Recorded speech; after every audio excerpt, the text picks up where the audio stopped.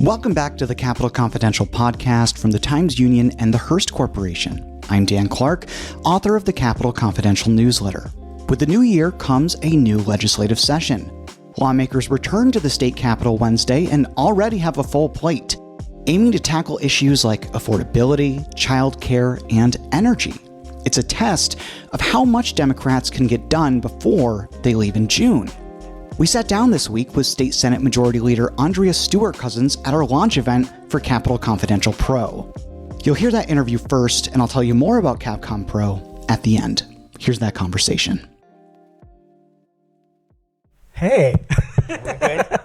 You're supposed to fix this before. It's not me. I don't do the tech anymore. I'm not on TV anymore. I don't know how to do anything anymore. I understand. So you are the longest serving Democrat majority leader in the Senate, right? Yes. I thought that was also an Thank you. Yeah. And I always, you can hear me. Yeah.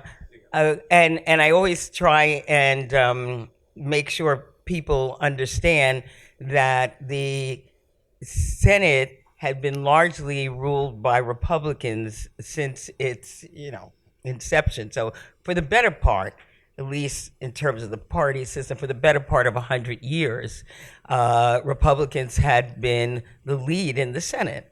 And so when you say I'm the longest serving Democratic majority leader, that's true. And I'm coming up on 8 years. So just so you kind of quantify what we're talking about, up until this stretch, basically Democrats were able to obtain the leadership of the Senate for about 2-year periods, every 10 or 20 years, I think maximum 3 times. So this is a long run for us. And I always tell my Republican colleagues, I'm just looking for parity. They had it for over 100 years. We want it for 100 years. What's wrong with that? I was thinking actually about all the things that you've done since 2019 when you first took the majority. Not first, but most recently. You've done voting rights. You've done the Climate Act. You did congestion pricing. You've done criminal justice reform. But there's also a really long list of things that you're going to do moving forward. And for me, I think about all of these things in this bubble of the issues that we could potentially address. And it's so overwhelming to me. Do you ever get overwhelmed like that when you're thinking about what you can do or could do? It's easy to understand why one would get overwhelmed, because I think, especially in this day and age, people are probably overwhelmed every day. You get up and it's like 1,000 things coming at you and you don't really know what to pay attention to. And, a lot of that stuff isn't even your personal life, And then it's, how do you do this and that and so on. So it would be easy to get overwhelmed. But, I think for me and for the members of the Senate Democratic Conference, we get up every day with the same objective. How do we focus on, first, for our individual district, our constituents, and then in a broader way, the state of New York and New Yorkers. So obviously, in the roles that we are in, a lot of what we do has to be reactive.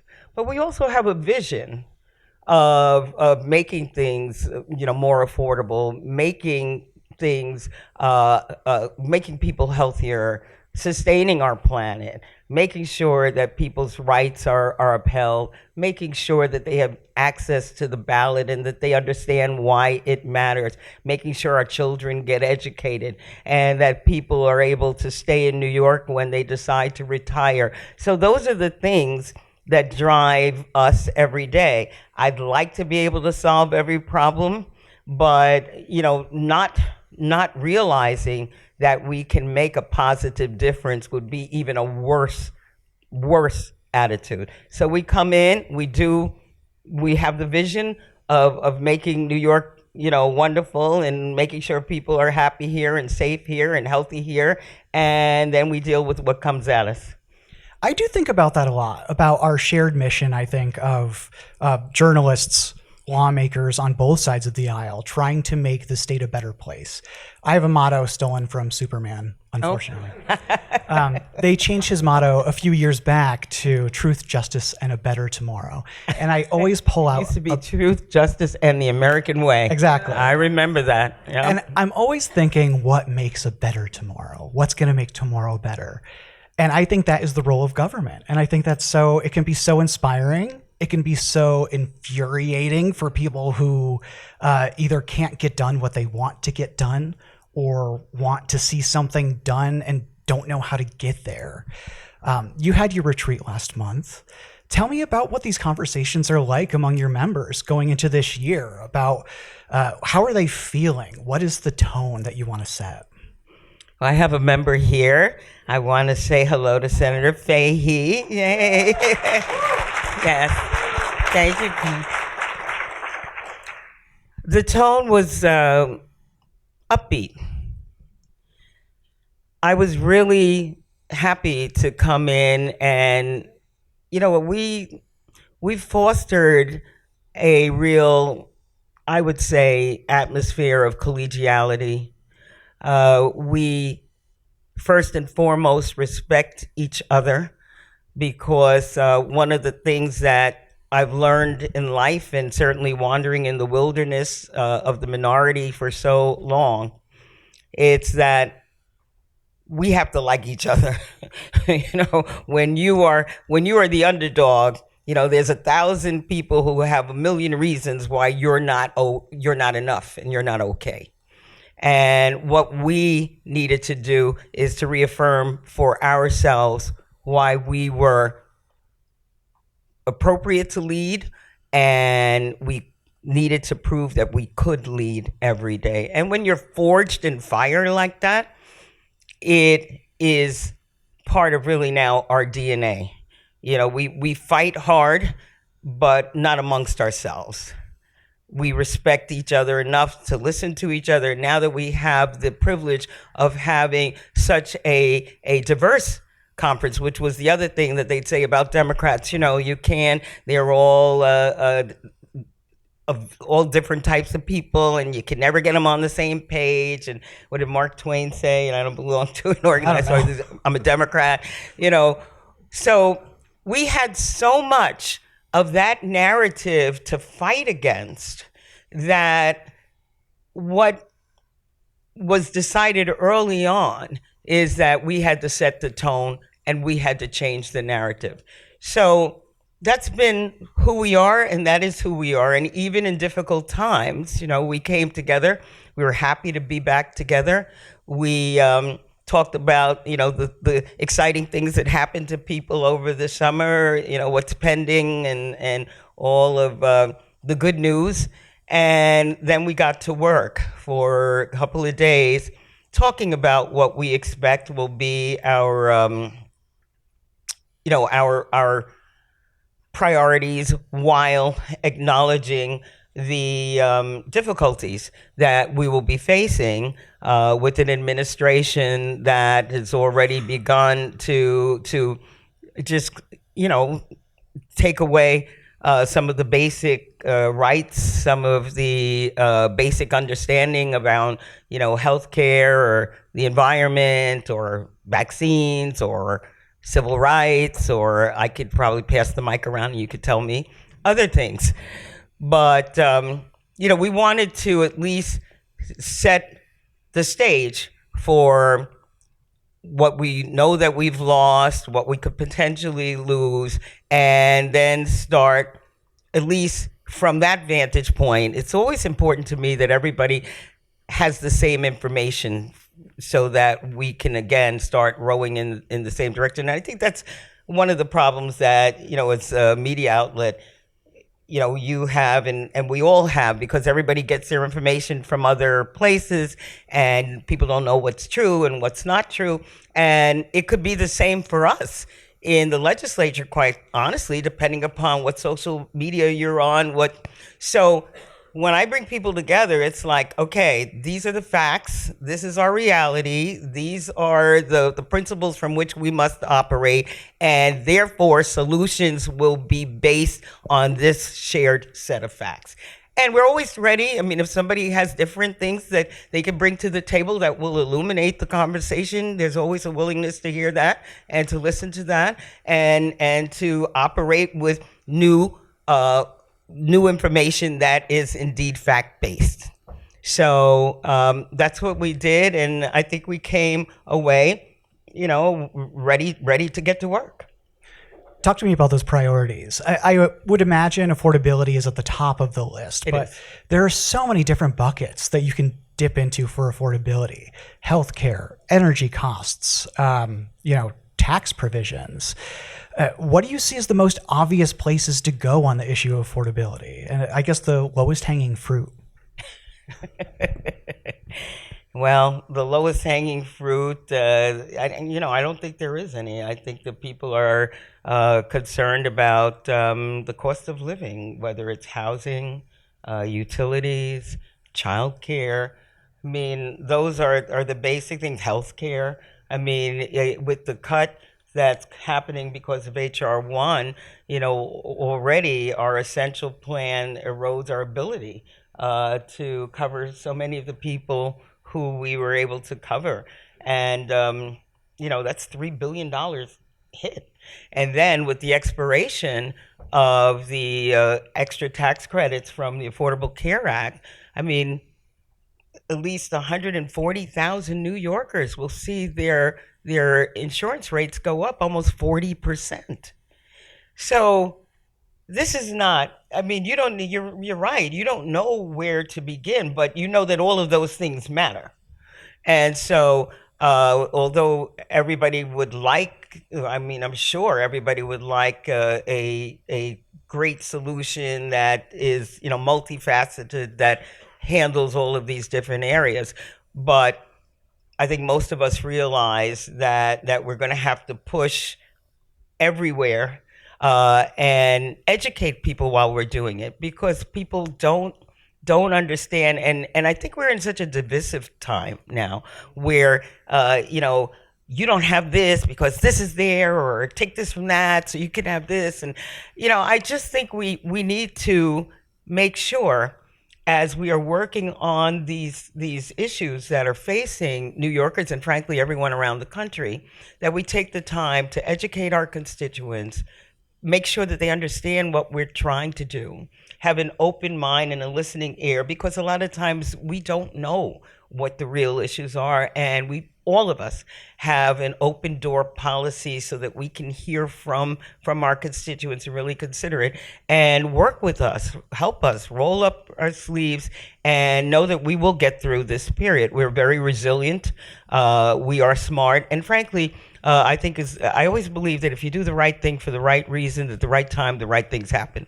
And even though there's a lot of difficulty, if we keep our eyes on the prize, which is making sure that we all get through this, that we all are able to improve not only the economy, but yes, the democracy, the so-called American way that they used to talk about, which is rooted in those ideals of equality and justice and a shared prosperity. I think we'll get through it, and we'll get through it fine.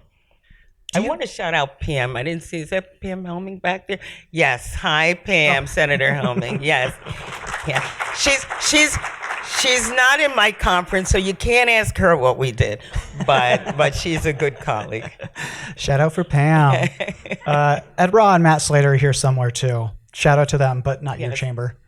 That's Do you think that the actions from the federal government, and we don't actually know what the outcome is just yet because they have to agree on a new spending bill by the end of this month. Do you think those actions from last year and whatever's going to come down, do you think that is going to define this year's legislative session? Or do you think that that's just part of it that you could potentially build on? Sometimes I think that the federal actions take all the air out of the room because it's so difficult to solve, because there are revenue questions, there are regulatory questions, there's a lot to go through. Well, I think, again, we have been very focused. The things that you talked about, that marked the beginning of our majority and our leadership are things that, again, focus on people's ability to do well in our society. So yeah, the first thing, and we'll do it again tomorrow, the first thing we do is always voting package, because we like to pay homage to the people who send us here to do the work. And so we're always doing the voting thing. The other things from the very beginning, we codified Roe v. Wade because we understood the importance of making sure. Now, who knew that the federal government would decodify Roe v. Wade and take women's rights as a given to their reproductive health and put it back in the states? But we were able to do that, as well as doing our climate laws. And yes, we tackled criminal justice reform, because I don't care who I spoke to, wherever you were, everybody knew that the system was broken. It was incarcerating people for long periods of time, for misdemeanors, for nonviolent felonies, for asking people to pay lots and lots of money to get out of jail, or else you stay there. And you could stay there for years, and you wouldn't have a trial. You wouldn't be convicted. And so we wanted to take on those issues. We're proud of the fact that there were billions of dollars that were owed to our school districts all around New York State. And we were able to make sure that no school district in New York State is owed money, because we understand how important it is to educate our children. And even that pre-K conversation, which again goes back to affordability, it was a big priority when de Blasio came in New York City, but we, our conference in particular, said this has to be statewide, because we understand how important it is for children to be literate by the time they enter into school. It has been proven that if you're not caught up in terms of vocabulary by the time you're in fourth grade, you're pretty much going to wind up in a system that you don't want to be in. So we have to educate our kids, and we have to allow for their parents to go to work, because now we need two salaries. And so that's why we focus so much on childcare. And that's why everything that's happening on a national level is troubling, because it's challenging so much of the work that we've done in terms of affordability, capping rents, because that was getting out of control. I mean, you name it. And to have a federal government that is hell-bent on kind of pulling these things back are frustrating, but it also makes us redouble our efforts, because we didn't just wake up and decide, we want to wreak havoc. No, we wake up every day, besides people like us who are living real lives. We're living real lives, and the challenges of building an economic foundation that your family can really sustain itself with, and educating your kids and having a place to retire. Those things are real things for most of the people in the legislature, certainly most of the people in my conference. So it's frustrating to deal with a class of people who really don't understand how it is to work day to day to get through and achieve something, but we do. And we are focused on that. So we will continue to be focused on that. And I really think that the more people, we have the labels and we have the party affiliations and so on, but the reality is the more we decide together to rally around things that really, really matter to make everyone's life better, I think the faster we get to the right answers, and the faster we get out of a period where it seems that priorities are a little bit skewed. A lot of what you're saying echoes a lot of the values that won Zoran Mamdani the campaign for New York City mayor. You endorsed him, obviously. Some people in the media have suggested that this year's session is going to be very different with him as mayor. Eric Adams coming up and talking to you might be different than Zoran Mamdani coming up and talking to you about his priorities. What do you think about that? Do you think that it changes a lot, or do you think it's another part of the puzzle? Well, again, one of the reasons that it has been good during our majority period is I don't have a lot of fights, with the governor, with the assembly about priorities. We are all kind of rowing in the same direction. How that gets done, how much gets done, that may be the conversation. But again, we are all agree that we need these essentials. And so when you have a mayor who, of the largest city in the state, who is also focused on those priorities, that's helpful. I mean, to be honest, I remember when Mayor Adams, the whole conversation after the election was he was going to come up and he was going to make us change criminal justice. And, he had been a senator, so he understands how these things work. You don't change big systems that are entrenched easily. You don't.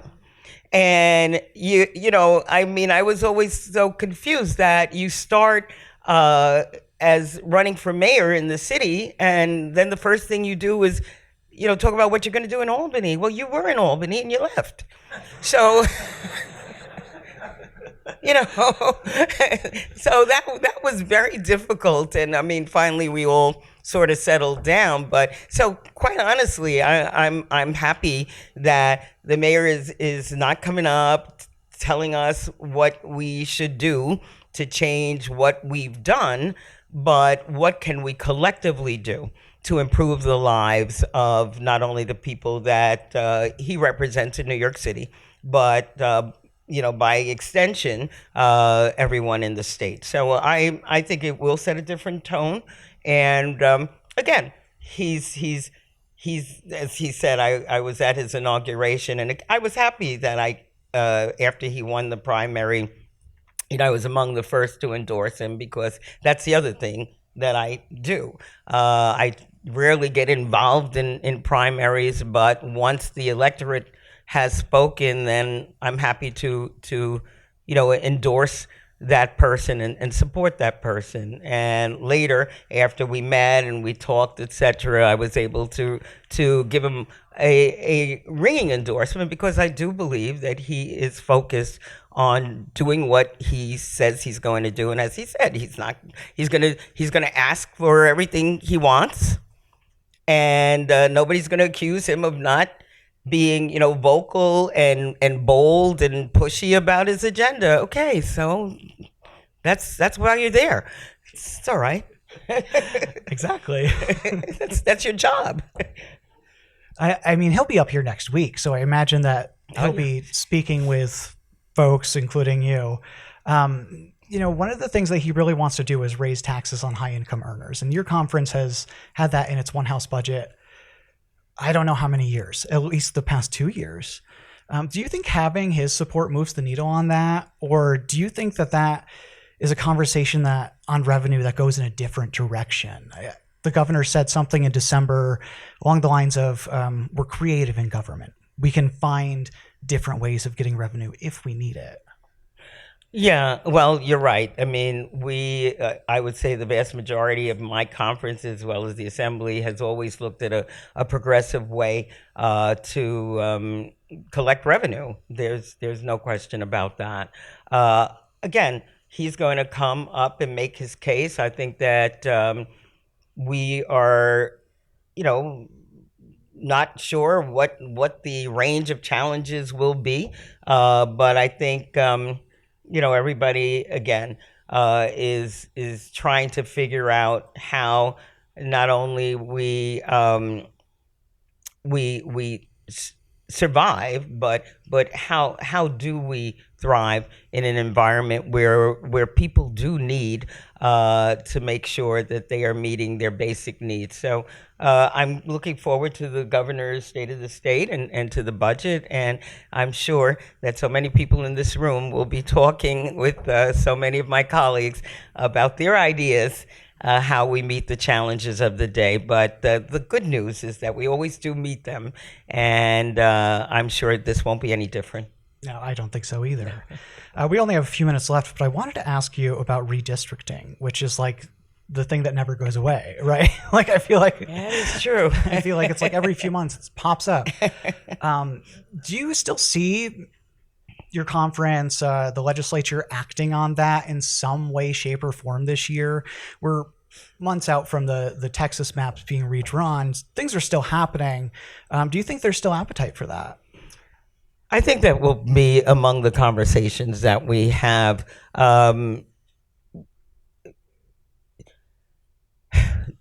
First of all, I think that it's important to know that we do have, as you know, an independent redistricting commission. I know that our conference was certainly of a mind and continues to be that legislators should not be picking their voters. We need voters to be able to pick legislators. So we actually believe in that. What we were happy to adhere to is the every 10 years after the census. That makes sense. So the idea, however, that all of a sudden the president should start telling different states that, you got to redistrict because I need to have, insulation against bad policy by making sure you gerrymander a map, that's a problem. And that's why I also chair the Democratic Legislative Campaign Committee, so I have a national hat as well. And, we were very clear that if there was an opportunity under these circumstances for different states to do different things, then, go ahead and do it, because the idea is really to save democracy. And it's a battle that we didn't want to have. However, in New York, as most people know, because we do have a constitution. I mean, Texas didn't have it. There's places that don't have it, but we do. And we had made very recently a constitutional amendment, which the Democrats during the time were not in charge. It was Governor Cuomo, and there was the Republican-led Senate. And the Democrats in the Senate did not vote for it. And it was because there were a lot of difficulties in that piece, that amendment, that we just didn't agree with. So I would say that we would probably revisit what we have there and make it easier. And just to end on this kind of redistricting note, one of the reasons why it didn't stop is because the amendment never talked about what happens when the independent redistricting committee did not come up with the maps.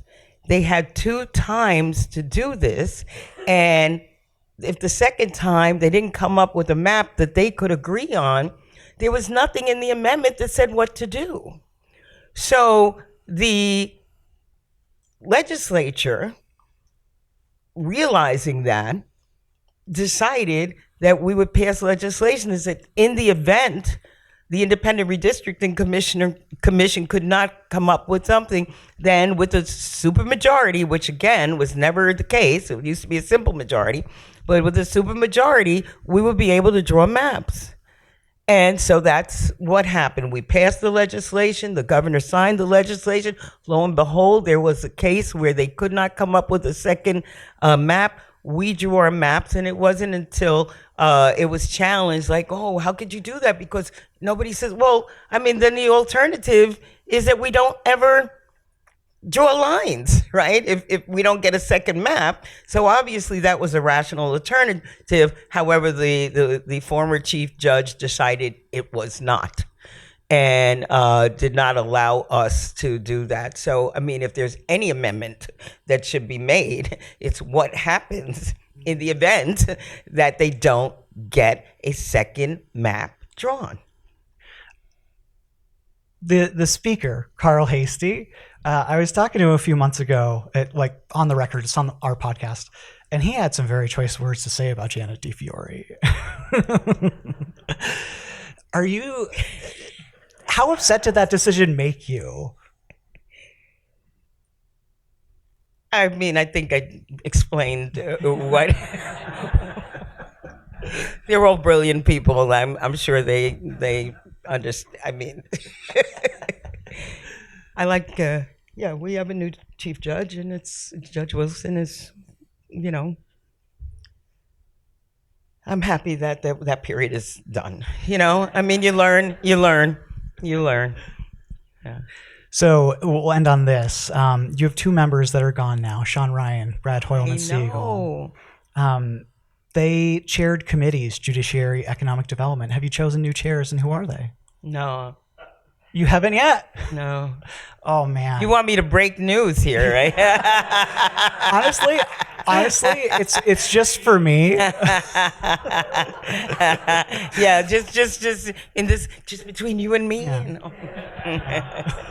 No, but to that, and I will say that I am really so proud that we are building the kind of bench that we are building. I mean, this newly sworn in Congress had 3 former members. Senator Latimer, Senator Mannion, Senator Kennedy. I'm happy that I've got borough presidents and mayors and, coming out of course, the speaker could claim the mayor of New York City. But, I'm just so proud that, they spoke so badly of Senate Democrats for so long. I mean, they made it sound like, there's anything better than being one of us. So to have evolved the image and transcended expectations, and now have people who are ascending into positions, or when they raise their hand for a position, nobody doubts that they can do it, frankly, makes me very, very proud. And I hope that it inspires, New Yorkers in general and people who hear what they can't do or what they shouldn't do. You can do it. So just, go full speed ahead, especially, again, if you're doing the right thing at the right time for the right reason. I like that. So before I let you go from the stage, I just wanted to thank everybody for subscribing for the past 2 years. I mean, genuinely, it's been great. I told a few people when we first started CapCon, I said, I don't think this is going to last more than 6 months. I don't know. But the harder that we've worked at it and the more that we put into it and the more that it continues to grow, continues to inspire me to do this work and to give all of you everything that you need. So, of course, always ask me if you need anything, because we're always looking at ways to improve. Let me commend you, Dan, because thanks. I know I'm not supposed to like you people in the press, because the press is not our friend. It's okay. I'll keep it a secret. But you are definitely not only a good host and a good reporter, but somebody who you could trust to get it right the first time. So thank you. Thank you. I really appreciate that.